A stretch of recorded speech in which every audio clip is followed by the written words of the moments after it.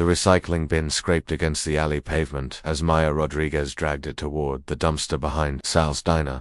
Another closing shift, another pile of greasy cardboard boxes and empty ketchup bottles. The neon sign flickered overhead, casting pink and blue shadows across the cracked asphalt. She didn't notice the massive scaled form, slumped against the brick wall until she was 3 feet away. Maya's breath caught. The creature was easily 20 feet long, serpentine and magnificent even in its obvious agony. Iridescent scales, violet and gold and deep crimson caught the streetlight, creating patterns that seemed to shift and breathe. Its wings, translucent membranes, stretched between elegant bone struts, lay crumpled beneath its body. One eye, larger than Maya's head, fixed on her with an intelligence that made her forget to scream. Holy ... she whispered, dropping the recycling bin. Bottles clattered across the ground. The dragon's chest heaved with labored breaths. Dark fluid blood, she realized, pooled beneath its massive form, reflecting the city lights like an oil slick. This wasn't some animatronic prop or viral marketing stunt. This was real. Impossibly, terrifyingly real. Maya should have run. Should have called 911 or animal control or the military, or whoever you called when a dying dragon materialized in your alley. Instead, she found herself stepping closer. "Hey," she said softly, the way she'd talk to a wounded dog. "It's okay. I'm not going to hurt you."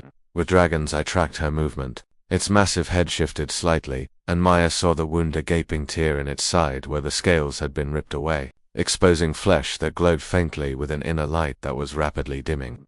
"Oh God," Maya breathed. "What happened to you?" The dragon made a sound, not quite a growl, not quite speech, that resonated in her chest cavity. Then it did something that would change everything. With visible effort, the creature extended one clawed hand toward her. Maya stared at the outstretched talon, each claw the length of her forearm. The sensible part of her brain screamed warnings, but something else, something deeper, urged her forward. She reached out and placed her small, human hand against the dragon's palm.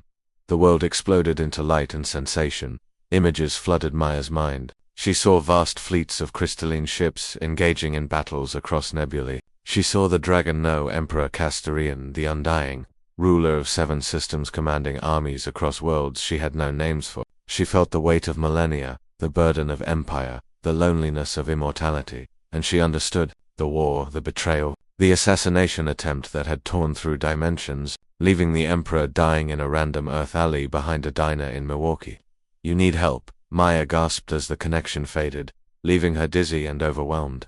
I can call. The dragon's grip tightened fractionally. More images, a choice, a transfer. The Emperor's life force was fading, but his empire couldn't fall into chaos. Someone had to hold the throne, hold the power, until his heir could be found. Someone unexpected, someone the assassins would never think to look for, someone human. "Wait, no," Maya said, trying to pull her hand back. "I'm a waitress. I dropped out of community college. I can barely keep my houseplants alive." "You can't." But Castorian was already dying. She felt it through their connection, the great heart slowing, the ancient consciousness dimming. And she felt something else. His desperate hope, his trust, his absolute certainty that she, of all beings in all the universe, could do this. "Why me?" Maya whispered. The answer came not in words but in feeling. Because humans were survivors. Because they adapted. Because they fought for the underdog and protected the weak. Because in all his millennia of life, the Emperor had never encountered a species quite like humanity, stubborn, compassionate,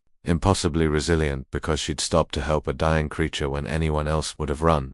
The transfer began before Maya could protest further. Power flooded into her, not just energy, but knowledge, authority, the very essence of imperial command. She felt her DNA rewriting itself, felt her consciousness expanding to encompass information about species and star systems and political alliances she'd never imagined. She felt the weight of the crown, invisible but undeniable, settling onto her shoulders, and she felt Castorian's gratitude as he finally let go.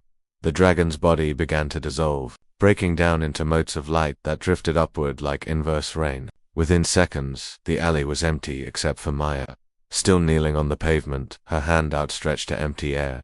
But she wasn't alone. She could feel them now, the Empire, waiting. The fleets holding position in the void between stars. The advisors and generals and bureaucrats, all suddenly aware that the Imperial presence had shifted, had anchored itself somewhere new, somewhere impossible.